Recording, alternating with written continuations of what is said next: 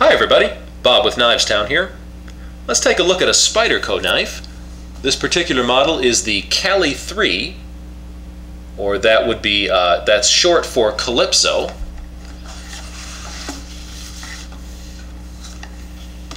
It arrives, the box has a foam bed in here to protect it from shipping, any damage during shipping. And it arrives in a plastic sleeve. There we go. Let's take a close-up of that. This knife has that typical Spyderco look. They've really developed a unique look for themselves, and this knife is no exception. Spyderco's got that look that you don't see on many other knives. It's a nice look, and there's a lot of things about this knife I really like, so let's just get into the technical specs on it. The blade of this knife is a 3-inch blade, and that is made from premium VG10 steel, a very good steel. And that blade is flat ground from spine to edge, and it begins at 1/8 inch thick. So they don't skimp you on the steel there. You can see it's got that thumb hole that Spyderco developed to replace instead of a thumb stud, it opens that way with the thumb hole. And of course that's totally ambidextrous, and it leaves a nice clean profile to the blade as opposed to thumb studs. So it's really a good example of less is more. That thumb hole works well. The handle is a 4-inch handle, and it has G10 scales on it over stainless liners. The weight of the knife is 3 ounces, so it's a real lightweight knife. It'll ride with you easily all day long and won't bother you at all. And it'll be ready there for you when you need it. See if we can get a close-up on this blade, just to give you some kind of a sense on this blade. I really like some of the features they've built into it. Particularly, I like the jimping that they've put on the back here, on the top here, on this rise, as well as on the bottom too.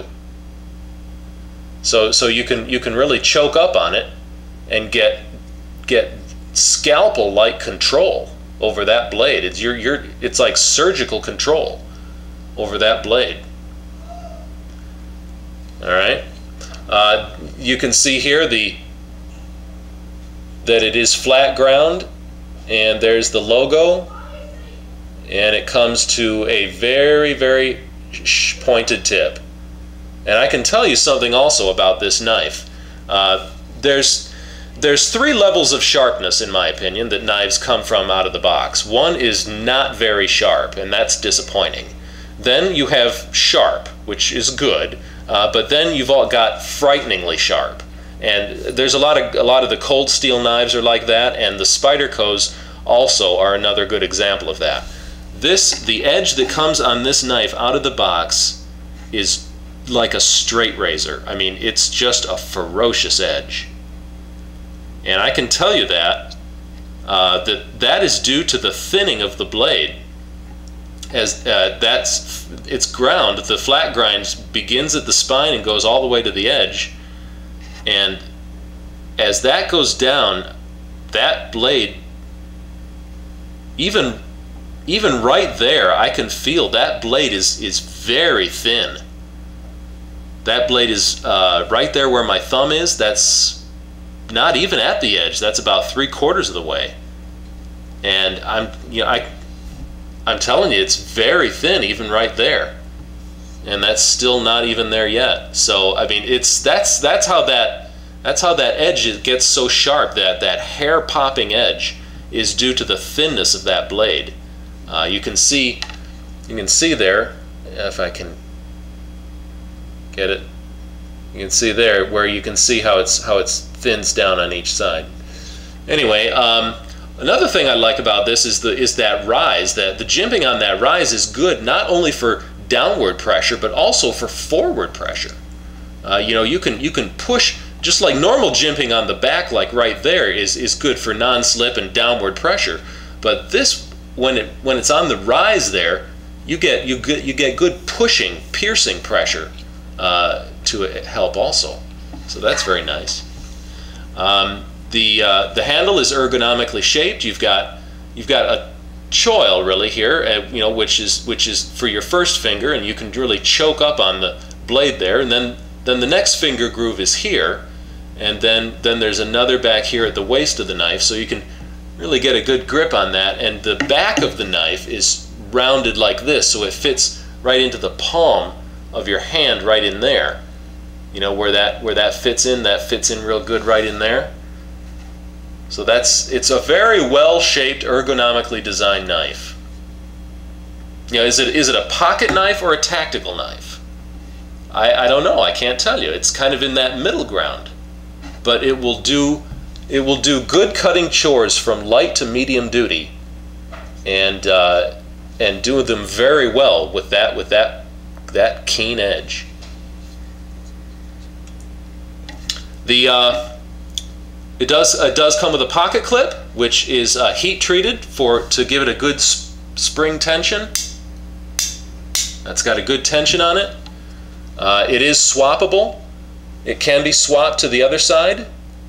There, that screw is a T8, Torx head T8. Then there are 3 brads along the spine here at the frame that attach the G10 scales, and then the pivot is a Allen screw, adjustable Allen, 3/32 of an inch. So that's how the knife is put together. I also want to show you about this lock. It's a back lock, you know, a mid-lock back lock, and notice how that they've taken the time to recess it. They made that little recess in it there, and I like that because, you know, the thought is that maybe if it wasn't recessed, if it was just straight across, and you're using the knife hard and putting hard pressure on it, there's maybe a chance that the pressure on the back of it could disengage that lock, and it might accidentally close up on you.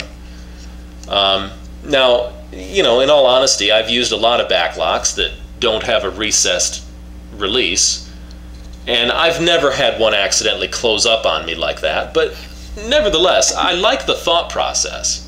You know, I like the thought and that attention to detail.